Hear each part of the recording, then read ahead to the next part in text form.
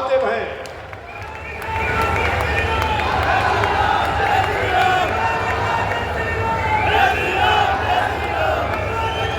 महाराजा दक्ष प्रजापति की बोलो, महाराजा दक्ष प्रजापति की। आज हमारे सबके लिए आज ये बहुत ही गौरव का दिन है कि आज महाराजा दक्ष प्रजापति जी महाराज की हम जयंती मना रहे हैं। इस अवसर पर हमारे भारतीय जनता पार्टी के प्रदेश के माननीय अध्यक्ष मोहनलाल कौशिक जी, आज के इस कार्यक्रम के आयोजक जिनकी अध्यक्षता में आज ये कार्यक्रम चल रहा है, हरियाणा सरकार के हमारे कैबिनेट मंत्री रणवीर गंगवा जी,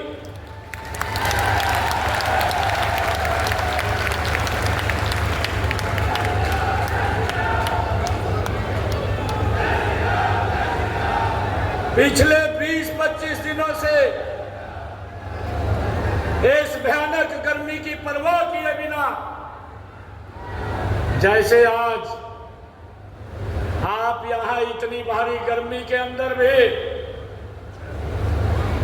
गुरु जी को याद करने के लिए आप बैठे हैं, ऐसे इन्होंने मेहनत की है हमारे लोकप्रिय मंत्री रणवीर गंगवा जी और हमारे कैबिनेट के मंत्री कृष्ण लाल पंवार जी, हरियाणा के शिक्षा मंत्री माहीपाल डांडा जी, हमारे कॉरपोरेशन के मंत्री डॉक्टर अरविंद शर्मा जी, महिला एवं बाल विकास मंत्री श्रीमती श्रुति चौधरी जी, हमारे सामाजिक न्याय एवं अधिकारिता मंत्री कृष्ण बेदी जी और इस लोकसभा के हमारे सांसद धर्मवीर सिंह जी, राज्यसभा के हमारे सांसद रामचंद्र जांगड़ा जी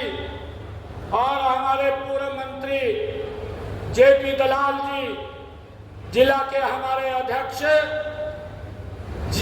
वीरेंद्र कौशिक जी और हमारे भिवानी के विधायक घनश्याम श्राव जी, भिवानी खेड़ा के हमारे विधायक कपूर वाल्मीकि जी, जिला की हमारी प्रभारी रेणुबाला डावला जी और हमारे नलवा के विधायक रणधीर पनिहार जी, पूर्व में मेयर रहे यमुनानगर मदन चौहान जी, पूर्व में जिला के अध्यक्ष रहे नंदलाल धानिया जी, श्रीमती मीना परमार जी, मुकेश गौड़ जी, शंकर धूपड़ जी, जवाहर सैनी जी और रामेश्वर प्रजापति जी और उपस्थित इतनी भारी संख्या में हरियाणा के कोने कोने से आप सब यहाँ पधारे हैं।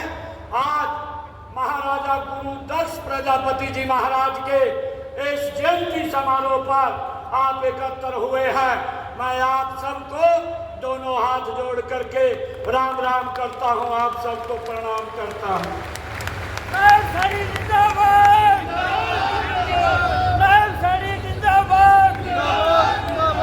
मंच पर हमारे और नेतागण भी बैठे हैं और दूसरे मंच के ऊपर हमारे समाज के और पार्टी के सभी प्रमुख यहाँ पर व्यक्तिगण बैठा है और इसके साथ साथ मैं देख रहा हूं इतना भारी जनसैलाब आज महाराजा गुरु दक्ष प्रजापति जी महाराज के जयंती के ऊपर एकत्र हुआ है। जहां भी आंखें उठा करके देखता हूं वहीं पर लोगों का जनसैलाब दिखाई दे रहा है।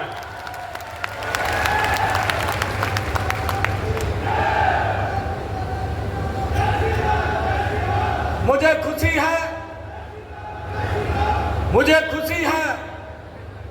कि आज भगवान शिव जी के पावन मास पावन पर्व का आज तीसरा दिन है, आज तृतीय दिन है।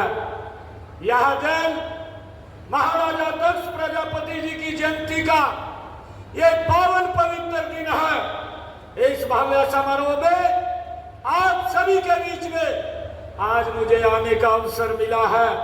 मैं अपने आप को गौरवान्वित महसूस कर रहा हूं।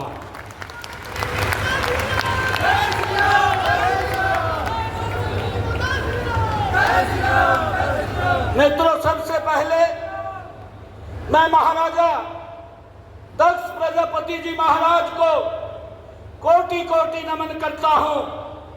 वे ब्रह्मांड के रचयिता थे, सृष्टि के महान शिल्पी थे, परम पिता ब्रह्मा के मानस वो पुत्र थे। मैं आप सभी को महाराजा दक्ष प्रजापति जयंती की हार्दिक बधाई भी और शुभकामनाएं भी मैं आप सभी को देता हूं।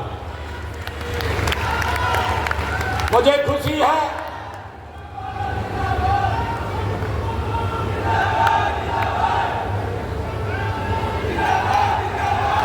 खुशी है कि हमने समाज के हर वर्ग के उत्थान और प्रदेश के हर क्षेत्र के समान विकास के लिए हरियाणवी एक की भावना से हमारी सरकार काम कर रही है। मुझे ये भी खुशी है कि आज इसी कड़ी के बीच में जब महाराजा गुरु दक्ष प्रजापति जयंती का हम भव्य आयोजन कर रहे हैं, तो हमने भिवानी जिला के 234 करोड़ 38 लाख रुपए की लागत की 19 परियोजनाओं के उद्घाटन और शिलान्यास आज किए हैं। आज गुरु दक्ष प्रजापति जी महाराज को वो समर्पित किया है। इनमें मुझे खुशी है बताते हुए कि आज हमने 87 करोड़ 42 लाख रुपए की लागत की 6 परियोजनाओं के आज उद्घाटन हुए हैं और लगभग 147 करोड़ रुपए की लागत की 13 परियोजनाओं के आज शिलान्यास हुए हैं। मुझे ये भी खुशी है कि महाराजा दक्ष प्रजापति महान राजा थे, दूरदृष्टा थे, कुशल प्रशासक थे और सृष्टि के विस्तारक थे। मुझे खुशी है बताते हुए कि उन्होंने समाज को एक अनुशासित और व्यवस्थित ढांचा प्रदान किया है।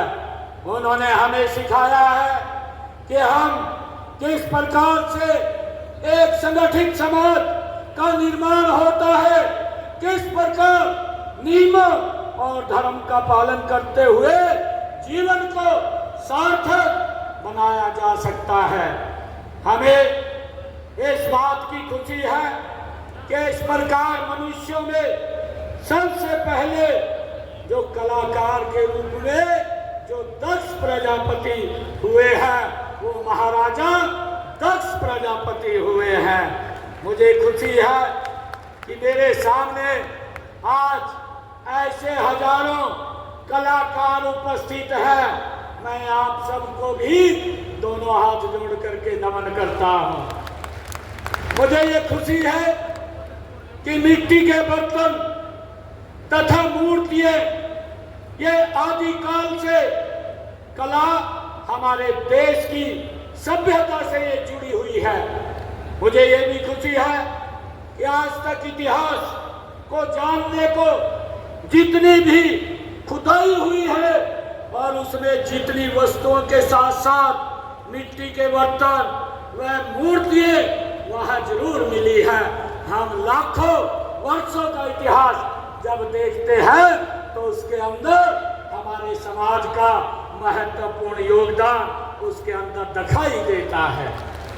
मुझे ये भी खुशी है कि हमारे प्रदेश में बनवाली व राखीगढ़ी गांव का उदाहरण के तौर पर अगर हम देखते हैं जो उनके टिल्लों की खुदाई हो रही है, उनमें सिंधु घाटी सभ्यता के समय के उससे भी पहले की मिट्टी की मूर्तियां और बर्तन वहां पर आज भी उस खुदाई के अंदर हमें मिल रहे हैं। भाइयों, इन मिट्टी के बर्तनों पर जो चित्रकारी, यह भी पता लगाता है कि उस समय समाज की आर्थिक दशा क्या थी, उससे ये मालूम होता है।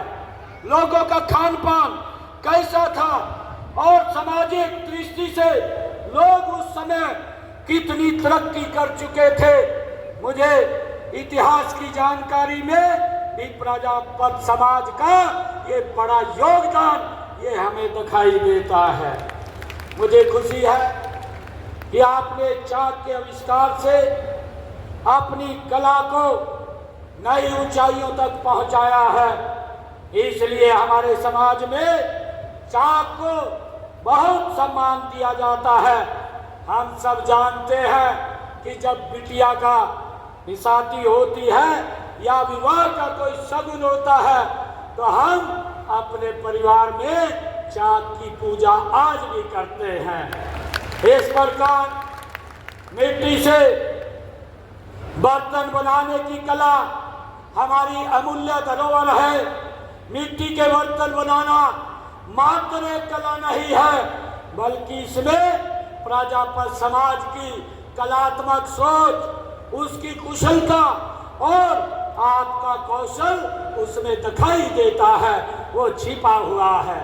मुझे यह कहते हुए बड़ा गर्व हो रहा है कि प्रजापत समाज ने अपनी कला को केवल एक व्यवसाय नहीं समझा है, बल्कि उसे एक पूजा माना है। आपके बनाए हुए घड़े का ठंडा पानी आज भी फ्रिज को मात देता है। बोतलों को, वो रखी हुई फ्रिज के अंदर बोतलों को वो मात देता है।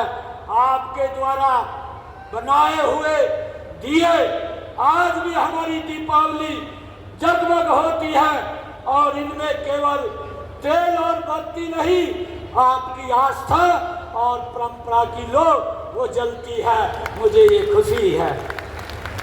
मित्रों, ये बात ठीक है कि विज्ञान के युग में जब प्लास्टिक का ज़्यादा चलन हुआ है, शीशे के बर्तनों के आने से मिट्टी के मांग कम हुई है। इसलिए आज परंपरागत दक्षता और व्यावसायिक कुशलता में बदलने की आज जरूरत है, तभी आप तकनीकी के इस युग में आगे बढ़ सकते हैं। मिट्टी से न केवल बर्तन बल्कि सजावटी वस्तुएं बनाने के परंपरागत तरीकों के साथ साथ नई नई तकनीकों का अधिक से अधिक हमें इस्तेमाल करना चाहिए। मेरा आग्रह है कि प्रजापति समाज आम इस्तेमाल के बर्तनों के साथ साथ मिट्टी के सजावट वाले वस्तुएं भी बनाए, जिनकी विदेशों में भारी मांग है, जिनको निर्यात किया जा सकता है। मुझे खुशी है कि हमारी सरकार का दृढ़ संकल्प है कि हरियाणा के हर मेहनत कश को सम्मान मिले, उसे ताकत मिले और उसकी प्रगति के नए नए रास्ते खुले। हम माननीय देश के यशस्वी प्रधानमंत्री आदरणीय नरेंद्र मोदी जी के सबका साथ, सबका विकास, सबका विश्वास और सबका प्रयास के मूल मंत्र को अपना करके हम आगे बढ़ रहे हैं। हमारी नीतियां किसी एक वर्ग जाति के लिए नहीं, बल्कि हरियाणा के हर उस नागरिक के लिए है जो मेहनत और ईमानदारी से अपना जीवन यापन करना चाहता है। मुझे खुशी है कि प्रजापत समाज, जैसा अभी बताया भी गया है कि BCA में आता है, हमने इस वर्ग के उत्थान व कल्याण के लिए अनेक योजनाएं वो चलाई है। हमने मट्टी कला बोर्ड उसका गठन किया है, कलात्मक वस्तुएं आदि का निर्माण करने वालों को प्रोत्साहन दिया है। हरियाणा में हमने पिछले दिनों पिछड़े वर्ग की जो क्रीमी लेयर व्यवस्था थी उसको केंद्र के आधार पर करने का निर्णय ये आपने लिया है। मैं कहना चाहूँगा कि हमारे इस समाज ने जो काम किए हैं उन कामों को आगे बढ़ाने का काम निरंतर ये हमारी सरकार कर रही है। मुझे ये भी खुशी है कि हमने पंचायती राज संस्थाओं में BCA वर्ग के लिए हमने 8% का आरक्षण देने का ये काम हमारी सरकार ने किया है। पिछड़े वर्गों के उत्थान के व कल्याण के लिए पिछड़ा वर्ग आयोग का गठन हमारी सरकार ने किया है। पिछड़े वर्ग के BPL परिवारों की बेटियों की शादी पर अभी निर्णय लिया गया, जिसमें हमारे रणबीर गंगवा, हमारी हरियाणा की पूरी कैबिनेट, उन्होंने एक मुश्त ये निर्णय लिया कि पिछड़े समाज की बेटियों को जो पहले 41,000 रुपया शादी पे दिया जाता था उसको बढ़ा करके 51,000 रुपये करने का काम ये हमारी सरकार ने किया है। और धीरे धीरे करके इसको सशक्त और मजबूत किया जाएगा। मुझे खुशी है कि गरीब और जरूरतमंद परिवारों को स्वास्थ्य सुविधाएं उपलब्ध कराने के लिए आयुष्मान भारत और प्रधानमंत्री जन आरोग्य योजना इस प्रकार की शुरू की गई है। इस योजना के तहत सालाना 5 लाख रुपए का वो मुफ्त इलाज देने की सुविधा ये हमारी डबल इंजन की सरकार कर रही है। मुझे ये भी खुशी है कि किसी समाज का उत्थान करने के लिए उसे आधुनिक शिक्षा की आवश्यकता है। गरीब के लिए बच्चों की पढ़ाई का खर्च उठाना ये बहुत मुश्किल होता है, इसलिए पिछड़े गरीब वर्ग के 3 लाख रुपए तक वार्षिक आय वाले परिवारों की बच्चों की पढ़ाई के लिए 15 लाख रुपए तथा विदेश में पढ़ाई करने के लिए 20 लाख रुपए तक का ऋण 4% वार्षिक ब्याज पर देने का काम ये हमारी सरकार कर रही है। मुझे ये भी खुशी है कि प्री मैट्रिक छात्रवृत्ति योजना के अंतर्गत हमारे अन्य पिछड़ा वर्ग जिनकी पारिवारिक आय 2-2.5 लाख रुपए तक है, उनके 9वीं 10वीं कक्षा में पढ़ने वाले विद्यार्थियों को 4,000 रुपए वार्षिक शैक्षणिक भत्ता भी देने का काम ये हमारी सरकार कर रही है। मित्रों, मुझे खुशी है कि PM यशस्वी योजना के अंतर्गत अन्य पिछड़े वर्ग जिनकी वार्षिक पारिवारिक आय 2.5 लाख रुपए तक है के विद्यार्थियों को 5,000 रुपए से लेकर 20,000 रुपए तक शैक्षणिक भत्ता व ट्यूशन फीस वो प्रदान की जाती है। मुझे ये भी खुशी है कि पोस्ट मैट्रिक छात्रवृत्ति योजना के अंदर हमारे पिछड़े वर्ग के विद्यार्थियों को 160 रुपए से 750 रुपए तक मासिक छात्रवृत्ति, इसके अतिरिक्त सभी नॉन रिफंडेबल फीस प्रति आपूर्ति भी की जाती है। डॉक्टर अंबेडकर मेधावी छात्र संशोधित योजना के तहत पिछड़ा वर्ग के विद्यार्थियों को और शिक्षा के लिए 8,000 रुपए वार्षिक की छात्रवृत्ति भी दी जाती है। मुझे खुशी है बताते हुए कि विभिन्न प्रतियोगी और प्रवेश परीक्षाओं की तैयारी करने वाले उम्मीदवारों को मुफ्त कोचिंग भी दी जाती है। ये भी निर्णय हमारी सरकार ने किया है। मित्रों, गरीबी का सबसे बड़ा कारण ये बेरोजगारी होता है, इसलिए हमने गरीब परिवार को उनके अनुकूल रोजगार देने का बीड़ा उठाया हुआ है। हम चाहते हैं कि हमारे प्रजापत समाज के भाई आज आधुनिक इलेक्ट्रिक व सोलर आधारित चाक और नई भट्टियों का उपयोग करें ताकि उत्पादन बढ़े और मेहनत कम लगे। मित्रों, हमने गरीब परिवारों के उत्थान व कल्याण के लिए हमारी सरकार ने केवल योजनाएं ही शुरू नहीं की, बल्कि योजनाओं का लाभ उन व्यक्तियों तक पहुंचाना भी सुनिश्चित किया है जिसके लिए वो बने हैं। हम ये जानते हैं कि हमारी सरकार ने पिछले दिनों जो गरीब परिवार के बच्चे अच्छी एजुकेशन लेकर के आगे बढ़ते हैं उनको बिना पर्ची बिना खर्ची के हरियाणा के अंदर रोजगार देने का काम ये हमारी सरकार कर रही है। मैं आज महाराज गुरु दक्ष प्रजापति जी महाराज के इस जयंती समारोह में आप सबको पुनः बहुत बहुत बधाई देता हूँ। आप सब जानते हैं कि लगातार समाज के हर वर्ग के लोगों से मैं मिलता रहता हूँ, बातचीत भी होती रहती है, उनसे उनकी समस्याओं के बारे में जानने की मैं कोशिश भी करता रहता हूँ ताकि उन्हें हल कर सकूँ। मैं आपके समाज के लोगों से भी मिला हूँ। आपके समाज के लोगों ने मुझे बताया है कि जिसकी चर्चा अभी हमारे रणवीर गंगवा जी कर रहे थे कि गांव के अंदर जब चुनाव होता है, चुनाव के समय अगर कोई दूसरा व्यक्ति आ जाता है तो हमारे लोगों को उसकी दिक्कत होती है। मैं आज ये घोषणा करता हूँ आप सबके बीच में महाराजा गुरुदक्ष प्रजापति जयंती समारोह के अवसर पर मैं ये घोषणा करता हूँ कि अगले 15 दिनों में प्रदेश के 2000 गांव में जहां पंचायती भूमि उपलब्ध है वहां प्रजापति समाज को भूमि उपलब्ध करा दी जाएगी। भाइयों, मैं आज ये घोषणा करता हूं और वहां प्रजापति समाज को मैं आज ये भी कहना चाहता हूं कि आपको खसरा नंबर सहित जमीन की पूरी जानकारी वो आपके पास उपलब्ध होगी। कोई व्यक्ति इसकी तरफ हाथ भी नहीं उठा पाएगा। भाइयों, मुझे खुशी है, मैं जब रणवीर गंगवा जी से बात कर रहा था मैंने इनको बताया कि भिवानी के अंदर ये कार्यक्रम हमने रखना है और भिवानी के अंदर मैं उसमें 105 गांव के प्रजापति समाज की जनसंख्या के अनुसार 5 एकड़ भूमि जमीन देने का अधिकार पत्र आज मैं देने का काम करूंगा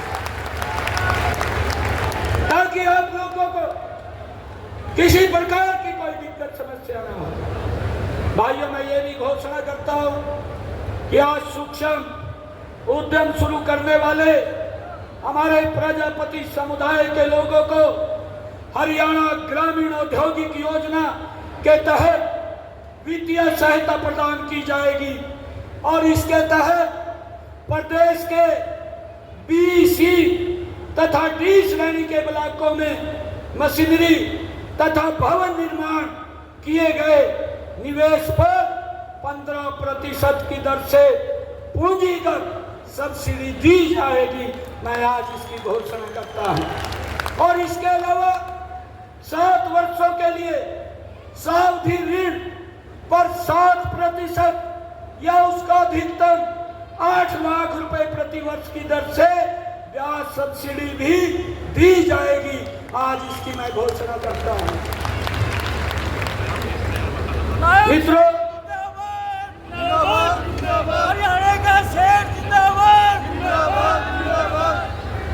मित्रों, क्योंकि आज गुरु दक्ष प्रजापति जी की जयंती है और हम इस पर एकत्र आए हैं क्योंकि हमारे घनश्याम जी ने भी आज इस एक हमारे हरियाणा में कहावत है, कहावत ये है गावई कड़ाही चढ़ रही है और आप भी पूर्सा तार लो। और आज घनश्याम जी ने इस कड़ाही के अंदर अपना भी काम ये कर लिया है।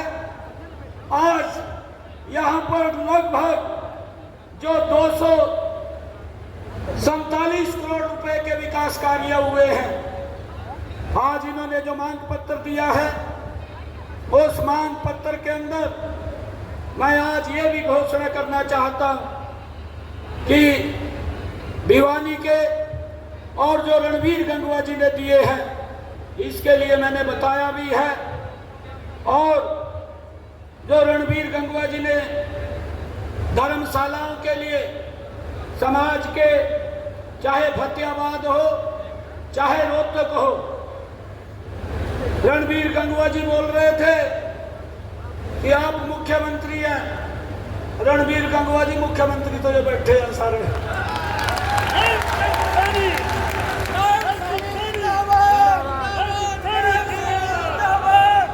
और एक बात कह रहा हूं, चाहे फतेहाबाद की लैंड की आपने बात कही है, उसमें कुछ टेक्निकल दिक्कत आपके साथ बैठ करके दुरुस्त कर देंगे।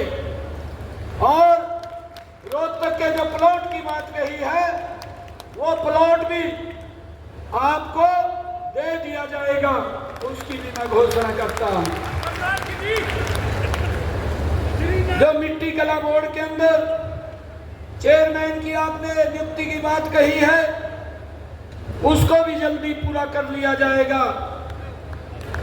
मुझे ये बताते हुए कि हमने पूरे प्रदेश में योजना के तहत अब तक 30,555 जो हमारे शिल्पकार हैं उनको स्किल ट्रेनिंग दी जा चुकी है और हमने 50 करोड़ रुपए से अधिक की राशि के ऋण भी वो दिए जा चुके हैं। हमने ये काम किया है। और मैं आपको बताना चाहता हूं कि आपने जो धर्मशालाओं के पैसे की बात कही है, धर्मशालाओं के पैसे के लिए मैं यहाँ आज हमारा पूरा मंत्रिमंडल बैठा है, जितने भी मंत्रीगण यहाँ पर हैं, मेरे को उन्होंने ये अधिकार दिया है कि आप प्रजापति समाज के लिए यहाँ पर हमारी तरफ से भी वो घोषणा कर देना। हमारे चाहे कृष्णलाल कुमार हैं, उन्होंने 11 लाख की बात कही है। हमारे महिपाल डांडा जी हैं, उन्होंने भी 11 लाख की बात कही है। और हमारे जो कृष्ण बेदी जी हैं, उन्होंने भी 11 लाख की बात की है। और डॉक्टर अरविंद शर्मा जी ने भी 11 लाख की बात की है। हमारे जितने मंत्रीगण मंच के ऊपर बैठे हैं, श्रुति जी तो यहाँ की मंत्री भी है, विधायक भी है, ये तो इनका गृह जिला है, इनका घर यहाँ पर है। और इन्होंने भी 11 लाख रुपया देने की बात कही है। और रणबीर गंगवा जी कह रहे थे कि मेरा भी आप बोल देना कि 21 लाख रुपया मैं दूंगा, वो भी मेरा बोल देना। और मैं आज 31 लाख रुपया मैं देने की घोषणा करता हूं, ताकि जो ये सारा पैसा है, इस पैसे को हमारे समाज के जो भी लोग हैं, वो पदाधिकारी हैं, वो हमें बता देंगे किस किस धर्मशाला में भेजना है, उसको भेजने का काम हम करेंगे। हमारे विधायक जी घनश्याम सराफ जी ने एक मांग पत्र दिया था, मैं ये मांग पत्र भी इनका स्वीकार करता हूँ, जिसमें 1 करोड़ 66 लाख रुपए की लागत से हमारे उप स्वास्थ्य केंद्र जो जर्जर अवस्था में है, उनके निर्माण के लिए गांव हालूवास माजरा, गांव धीरना माजरा और देवसर में उप स्वास्थ्य केंद्रों के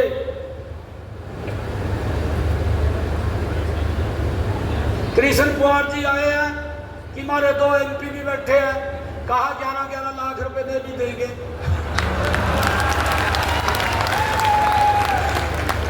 धर्मवीर जी, चौधरी धर्मवीर जी तो यहाँ के सांसद हैं, और रामचंद्र जांगड़ा ये वैसे यहीं के सांसद हैं और आपके समाज के हैं।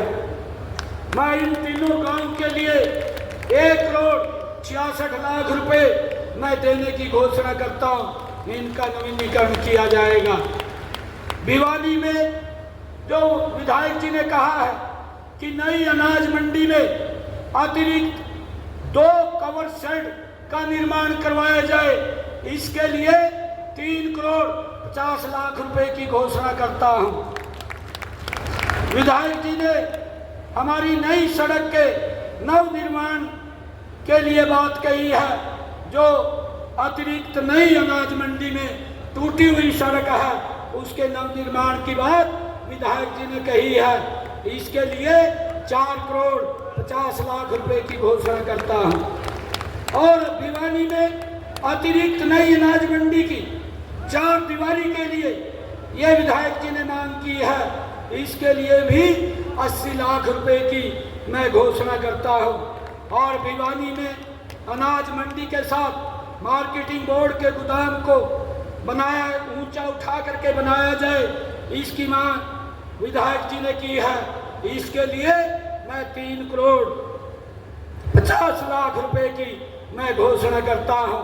और नंदगांव में जो बापा वाला जोहड़ को राजगढ़